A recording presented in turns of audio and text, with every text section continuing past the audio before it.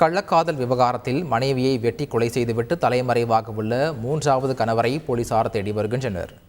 மேட்டூரை அடுத்த காவிரிபுரத்தைச் சேர்ந்தவர் கவிதா என்பவர் 2 முறை திருமணமாகி விவாகரத்து பெற்றுள்ள நிலையில் 2019 அருணாச்சலம் என்பவரை மூன்றாவதாக திருமணம் செய்தார்.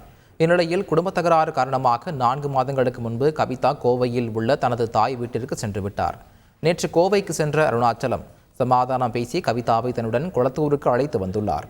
கவிதா நேற்று இரவு முழுவதும் கவிதா வேறு ஒருவருடன் செல்போனில் பேசியதாக கூறப்படுகிறது. இதனால் தம்பதியினரிடையே மீண்டும் வாக்குவாதம் ஏற்பட்டது. கவிதா வேறொருவருடன் கள்ள தொடர்பில் இருந்ததால் ஆத்திரமடைந்த அருணாச்சலம் சாலையில் சென்று கொண்டிருந்த கவிதாவை அரிவாளால் சரமாரியாக வெட்டியதால் தலையில் பலத்த காயமடைந்த கவிதா சம்பவ இடத்திலேயே உயிரிழந்தார். குளத்தூர் போலீசார் சடலத்தை கைப்பற்றி பிரேத பரிசோதனைக்காக மேட்டூர் அரசு மருத்துவமனைக்கு அனுப்பி வைத்து தலைமறைவாக உள்ள அருணாச்சலத்தை தேடி வருகின்றனர். செய்திகளை உடனுக்குடன் தெரிந்து கொள்ள உடனே சப்ஸ்கிரைப் பண்ணுங்க.